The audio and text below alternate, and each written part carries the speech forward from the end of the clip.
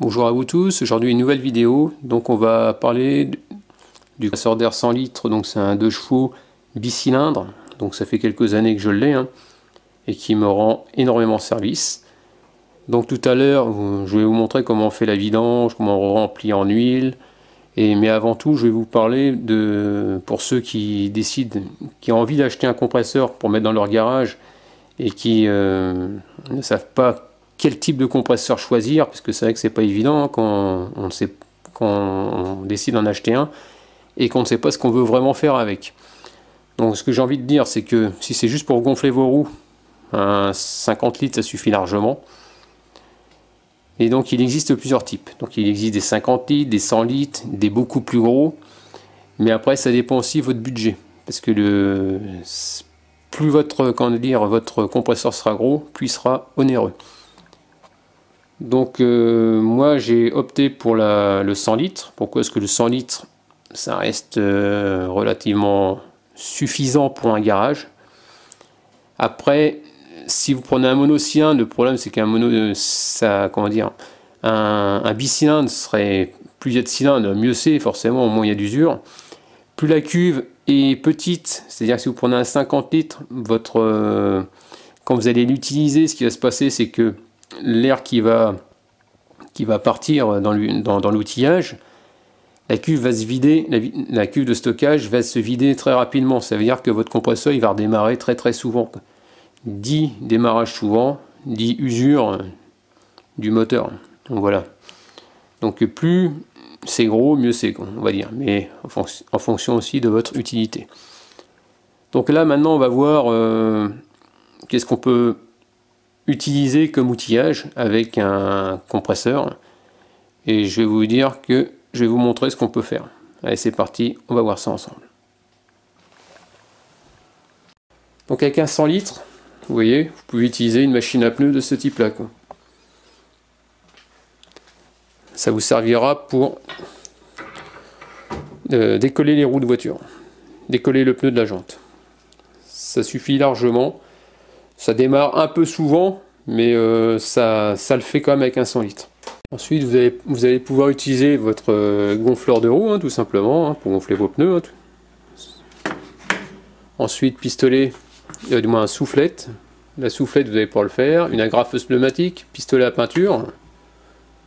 Bon, j'ai jamais utilisé, mais je sais que c'est pas mal. Un pistolet de sablage aussi, vous pouvez. Une cloueuse, une ponceuse. Donc là, j'ai une ponceuse pneumatique. Une pompe à graisse, marteau burin, clé à choc, comme on peut voir là. Une petite clé pneumatique aussi, en un quart. Vous voyez, vous pouvez utiliser quand même pas mal d'outillage. Et là, je suis sûr qu'il y en a d'autres qui doivent exister et puis que vous pouvez utiliser. Mais moi, principalement, c'est machine à pneus, gonflage, soufflette, pétard. C'est ce que j'utilise le plus couramment, depuis des années. Donc, vous voyez, on peut faire quand même pas mal de choses avec.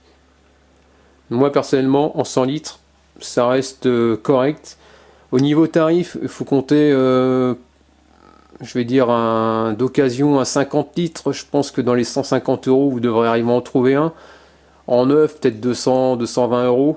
Moi personnellement, le 100 litres, je l'ai payé, je crois qu'il était en promo, à 300, je crois que c'est 300 €, je crois, 300 ou 350 €, je me souviens plus exactement.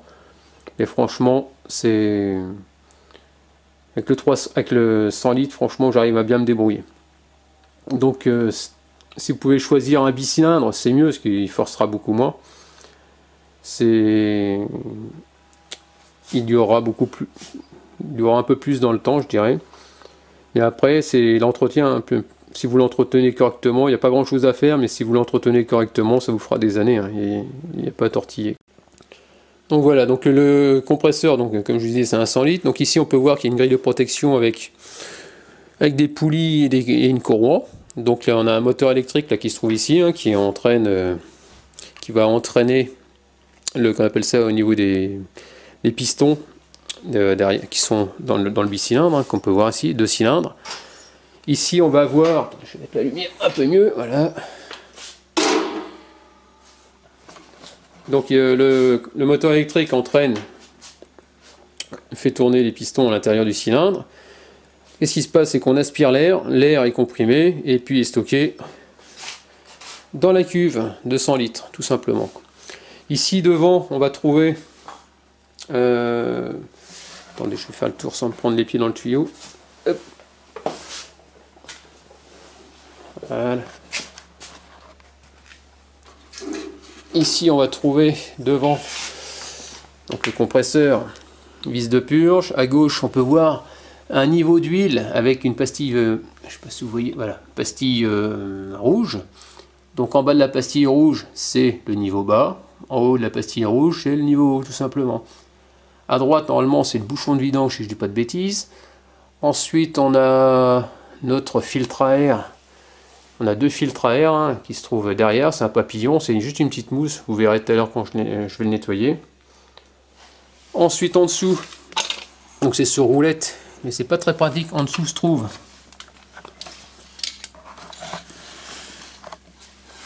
une petite vis de purge de la cuve. Et vous verrez que si, parce que le problème c'est qu'on utilise le compresseur, il y a de l'humidité qui finit par se créer. Hein, la condensation qui rentre dedans, et si on le fait pas régulièrement, le problème on se retrouve avec de la flotte dans le fond de la cuve et ça fait rouiller, et donc il faut purger régulièrement quoi. Faire au moins une fois par mois à peu près, je dirais, ce serait l'idéal quoi.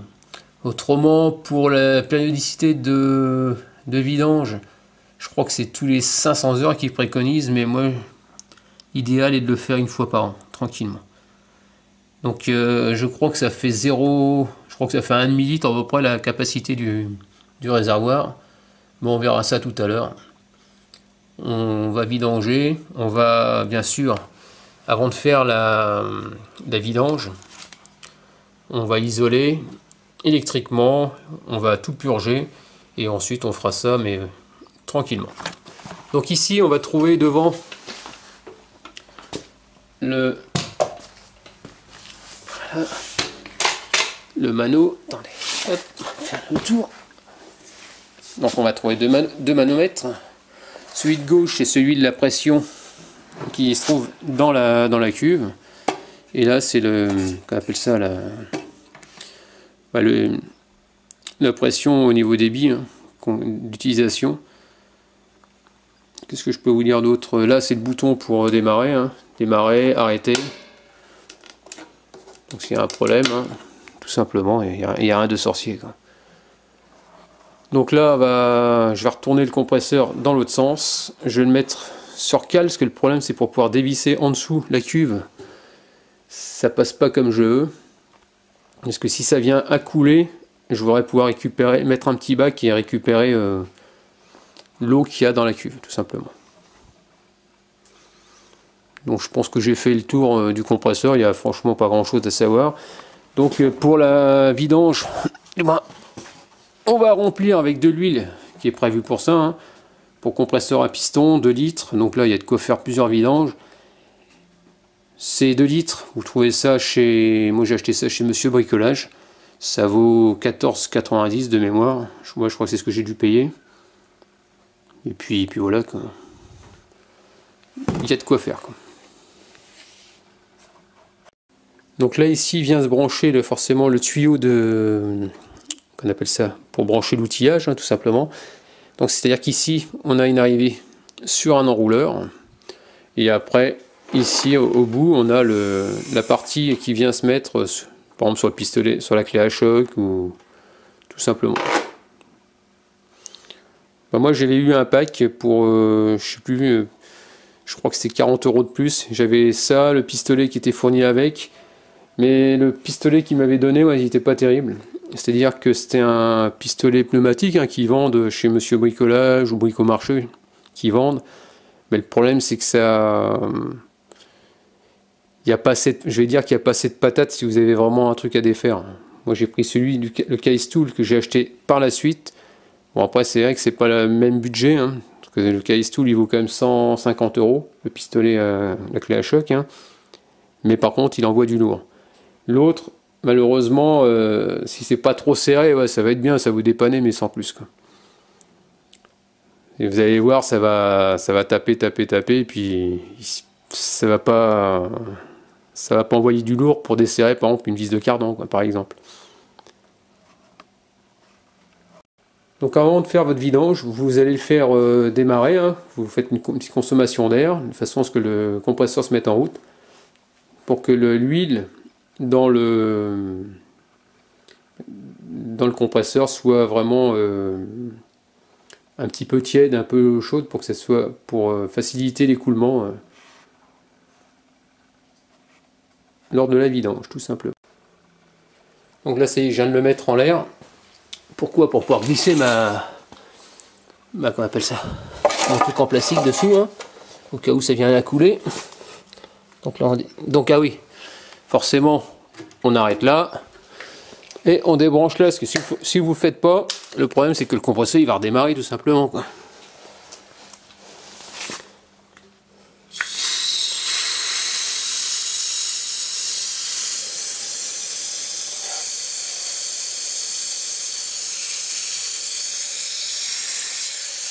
Donc là, vous voyez, il y a l'humidité qui sort quand même, hein. Je voulais vous montrer, hein, regardez. Ce que j'avais fait tout à l'heure. Vous avez vu l'humidité qu'il y a dedans? Bon, la boîte elle était sale, hein, mais c'est marron, il y a un peu de rouille. Donc à long terme, si vous ne faites pas, bah, la rouille qui stocke grâce à la condensation, le problème c'est que bah, ça va abîmer votre cube. Ça va rouiller, ça va se boucher. Donc si vous l'avez jamais fait et que le fait d'avoir purgé par en dessous et que vous voyez rien couler, vous prenez, c'est ce que j'ai fait tout à l'heure, hein, vous prenez un petit tournevis qui rentre en dessous, c'est qu'il y a de la rouille qui a dû se mettre, vous poussez et là vous allez voir, ça va partir en liquide marron tout rouillé, quoi. Par contre, prévoyez de quoi mettre en dessous, parce que sinon vous allez inonder votre garage et en mettre partout surtout. Donc ça, c'est à faire régulièrement, hein, pour éviter de stocker la condensation dans le... Donc là, vous voyez, il n'y a plus rien qui coule, hein. Vous appuyez un peu dessus, parce que ça fait un peu ressort, hein. Voilà, il n'y a que de l'air, donc c'est bon.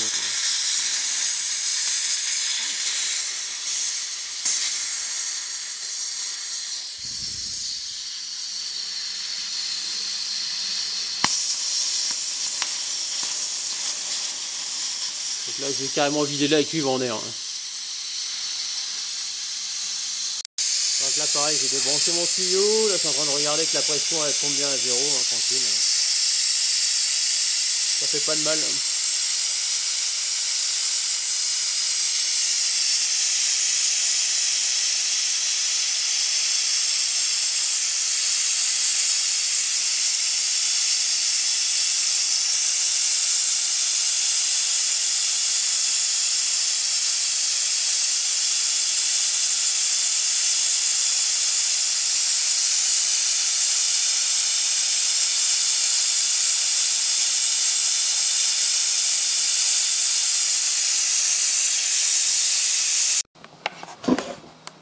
Donc pour savoir s'il y a de l'eau, hein, même sans purger, hein, il suffit simplement de lever votre compresseur, vous faites ça, et vous l'entendez s'il y a de l'eau, hein.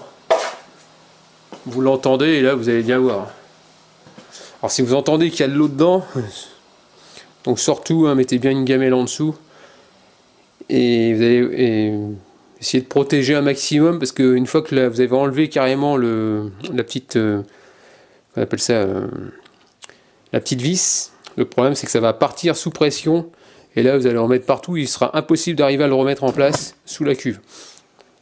C'est ce qui m'est arrivé tout à l'heure, donc je préfère vous le dire, faites pas cette bêtise, qu'après vous êtes obligé d'attendre carrément que ça finisse de se vider, quoi.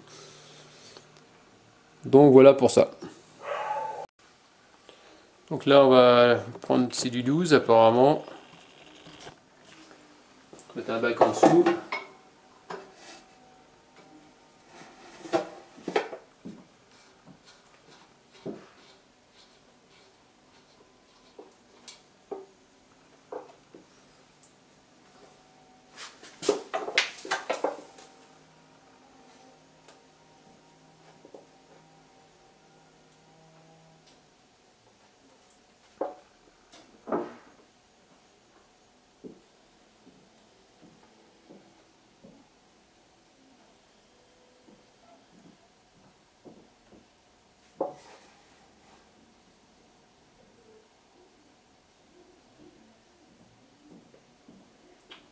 C'est pas cool, ça. J'en vais foutre à côté.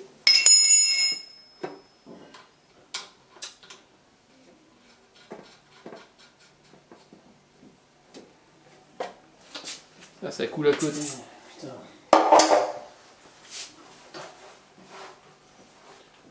C'est bien le bouchon de vidange. On va mettre une autre assiette.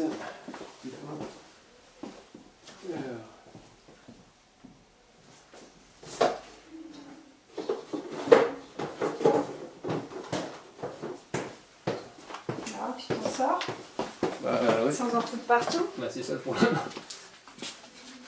Sans en mettre partout, c'est les choses.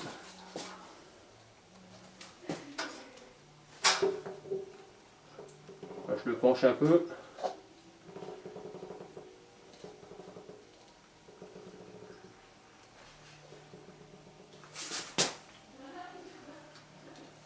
Ouais, elle est super sympa la boutique, t'as à Berchères, je connaissais pas. Bah quoi, faut connaître hein, pour... Ah, c'est Valo.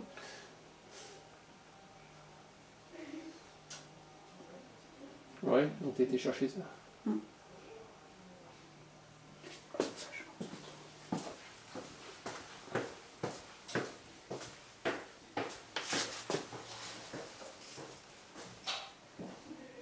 Donc moi je le penche hein, pour que ça coule mieux.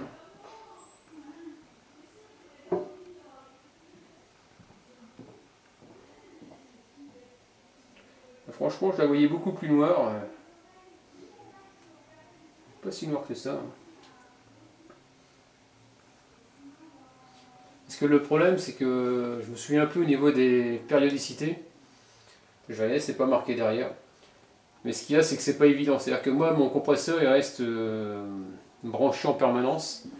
Et le problème, c'est que s'il y a des petites fuites fonctionnelles, hein, c'est-à-dire des fuites d'air, le problème, c'est que quand il y a des fuites d'air, le compresseur, forcément, à un niveau, il y a un pressostat, et ce qu'il y a, c'est qu'il se met à démarrer. Et quand il démarre, le problème, quand on n'est pas là, on ne sait pas combien il y a exactement d'heures de fonctionnement. Donc c'est vrai que c'est assez pénible de ne pas pouvoir savoir. Vous voyez, elle reste assez claire quand même. Il faut quand même la faire. Et ce que je voulais dire, c'est que comme on ne sait pas exactement combien de temps ça a tourné, l'idéal c'est de le faire une fois par an tranquillement.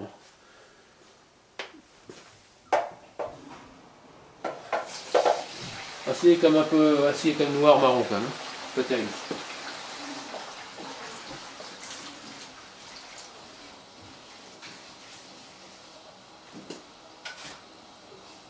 On va pencher.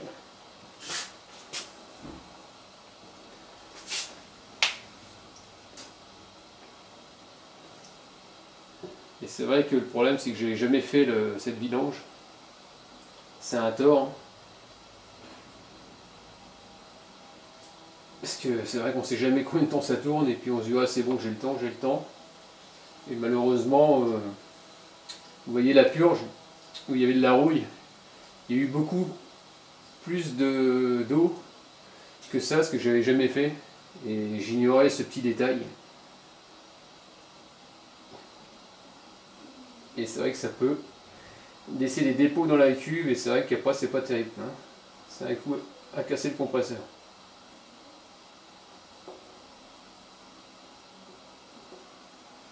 Voilà, je dois arriver près de la fin parce que le vue-mètre, là où il y a la pastille rouge, hein, au niveau de la vue, du niveau d'huile n'est pas terrible. Et complètement bas, je dirais. Pourtant que ça coule, hein, on laisse couler.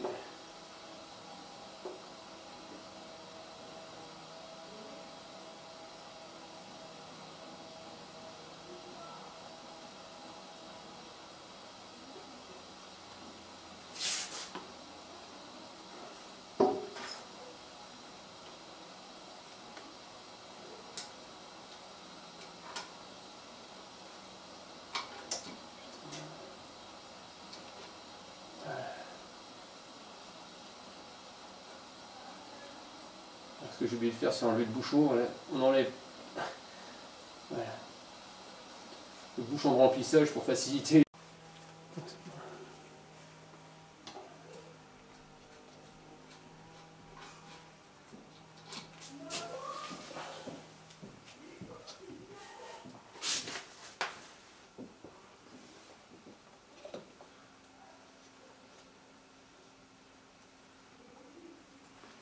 Donc on n'oublie pas d'enlever le bouchon de remplissage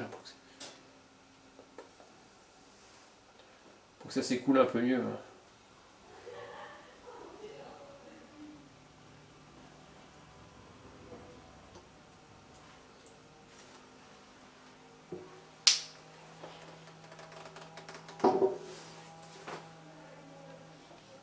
Ah putain, je fais des conneries.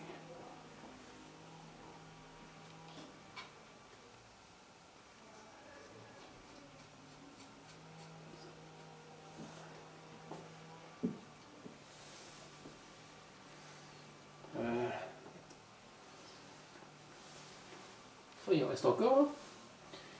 Il en reste encore dans le niveau à bulle.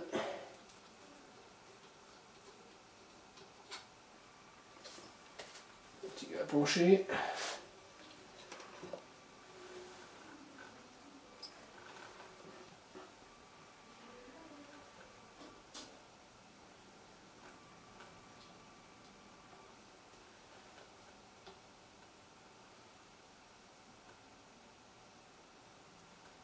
Il n'y a plus grand chose. Hein.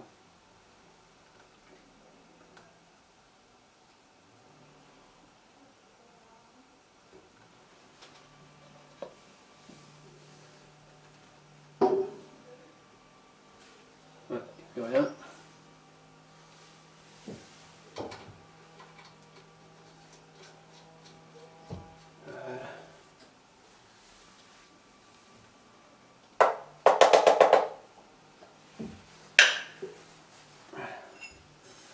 N'oublie pas de resserrer, hein, bien sûr.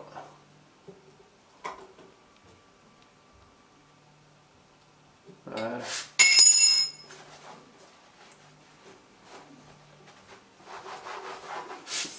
Bon. Comme on peut voir, regardez l'état de l'huile.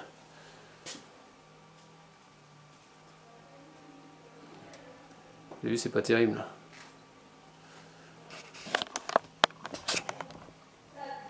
Bien noir. Bon voilà, maintenant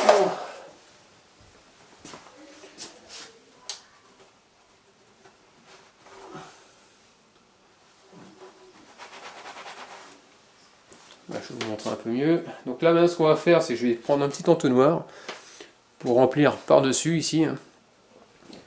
Et on va remettre de l'huile propre, hein, tout simplement. Hein. On va pas en mettre de trop, parce que le problème c'est que si on en met trop, c'est pas bon. Et si on n'a pas assez, c'est pas bon. Donc on va mettre au niveau de la pastille rouge, pile poil, juste au-dessus. Bah, juste au-dessus, à la partie haute du cercle rouge. Donc là vous pouvez voir, hein, il n'y a plus d'huile. Il reste des, on va dire, des impompables. Hein. On appelle ça comme ça. Il n'y a plus rien qui coule malheureusement. Donc là ce qu'on va faire, c'est que je vais remplir par au-dessus. Hein. C'est-à-dire par là. Par le petit orifice qui se trouve là, voilà.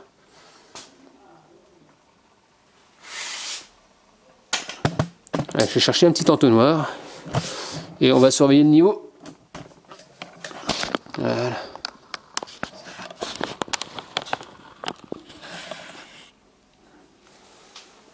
Bon, moi je vais faire ça carrément avec une seringue. J'arrive pas à trouver mon entonnoir. Voilà.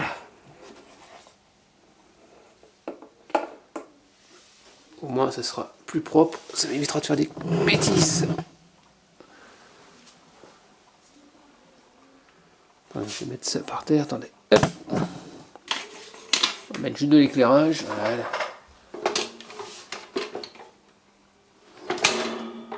Je sais pas si on voit clair. Non, on voit que dalle.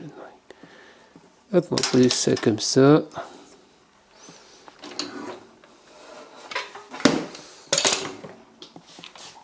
Oh putain! Oh, c'est pas vrai! Oh la quiche, la quiche, la quiche, la quiche, merde! Bon, je crois que j'ai fait des âneries, les amis. Ah, c'est ce qui arrive, hein, un accident de tournage, on va dire. Bon, bah voilà, la bêtise est faite.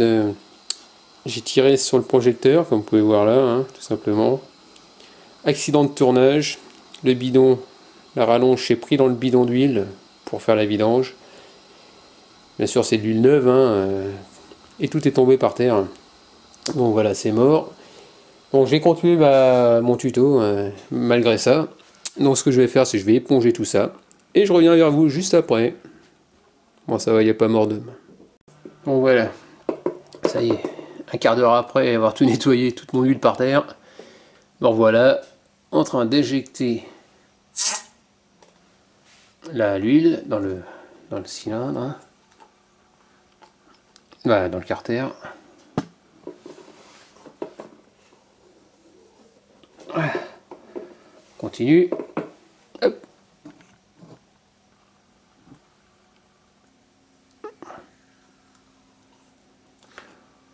Bon, je reviendrai quand je serai au bon niveau, parce que là, quelques centilitres par quelques centilitres. Donc là, comme vous pouvez voir, je suis vraiment au niveau mini. Donc on va remettre un poil. Je ne vais pas trop en mettre non plus. Et puis on ne tient pas grand chose.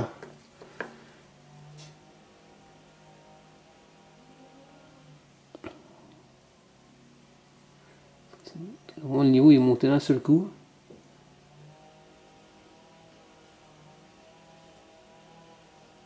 Voilà. Faire gaffe. Non, toujours à peu près. Là, je suis à peu près légèrement au-dessus du mini. Ouais, c'est goûter. Hein. En tout cas, elle a une autre couleur. Hein. Elle est translucide. Et tout à l'heure, elle était plutôt, on va dire, opaque.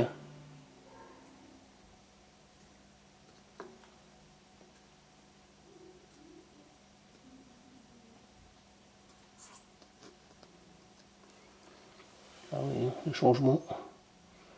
Là, je suis à la moitié à peu près. Donc, on va mettre un tout petit poil.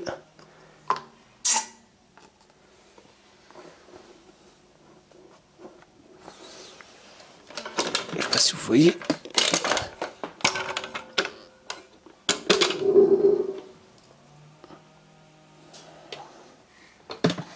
Voilà. On va remettre un poil. Pas grand chose ce coup-ci.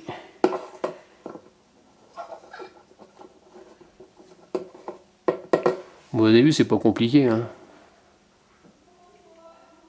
Ah, ça monte, ça monte, ça monte.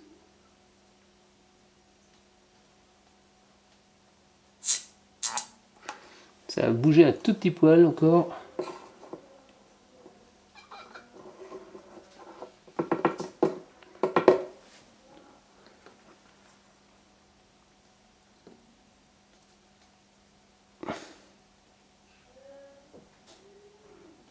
Ouais, je vais m'arrêter là.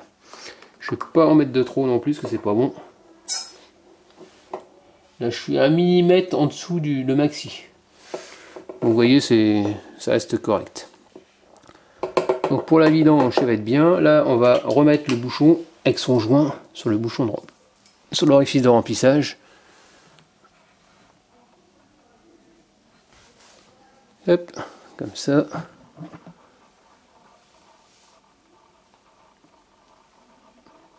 Bien le visser.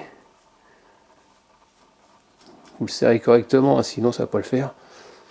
Après je vais dégraisser tout autour. Attendez, je vais dézoomer un petit peu quand même. Voilà. Vous le serrez bien pour éviter les... Voilà, c'est bon. Là je vais dégraisser tout autour pour que ce soit bien propre. Là maintenant on va regarder le filtre à air. Donc on va... Je vais passer un coup de soufflette tout à l'heure dessus. Vous allez voir, c'est de la mousse, hein, il n'y a rien de sorcier.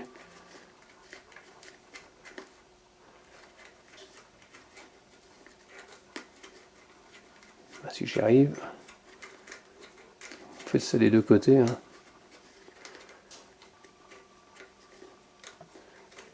Voilà. Vous voyez, juste un petit peu de mousse. Passe un coup de soufflet. Passe un petit coup de soufflette dessus.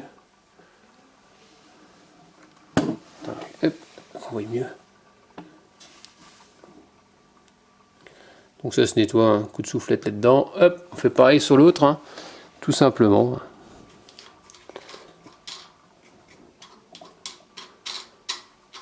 Donc je le ferai tout à l'heure quand il y aura de la pression dans la soufflette, et puis voilà. Donc là, ce qu'on va faire maintenant, c'est que je vais redémarrer le compresseur pour qu'il remonte en pression, tout simplement.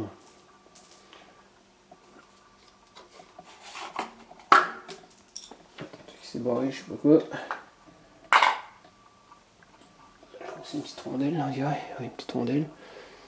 Là, pareil, hein, on nettoie ce truc-là. On va le dégraisser. Hein. Allez, c'est parti. Donc, je vais nettoyer ma mousse de filtre à air avec la fontaine.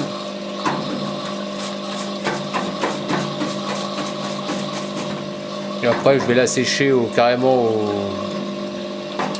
avec la soufflette. Hein, tout ça.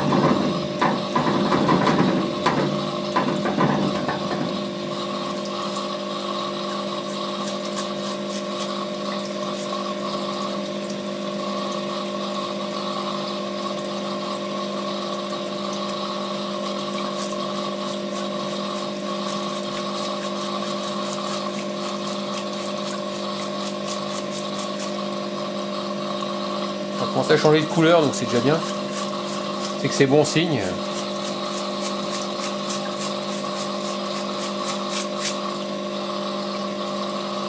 Elle prend la couleur d'origine, c'est ça qui est cool. Vous avez vu, hein. C'est quand même mieux. On va le l'essorer et puis la sécher à la souffle.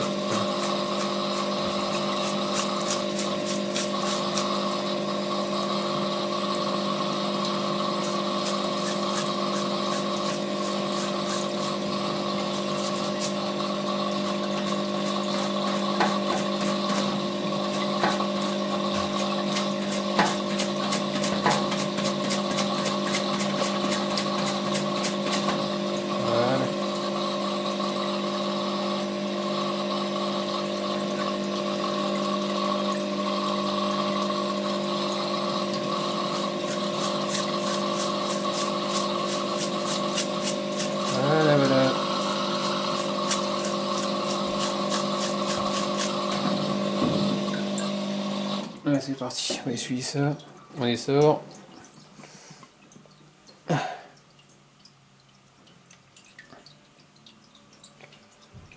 avez vu, ça reste propre hein, quand même.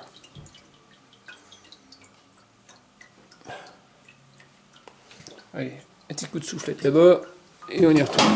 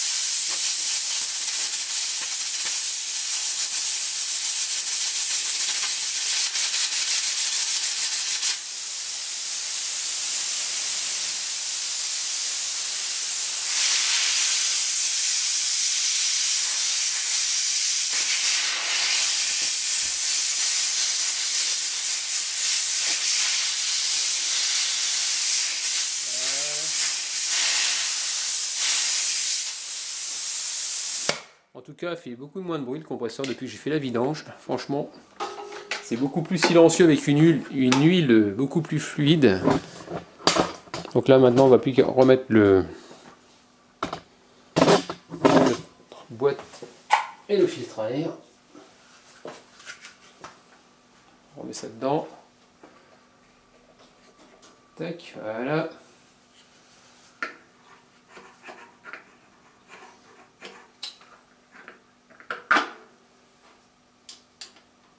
Voilà, terminé.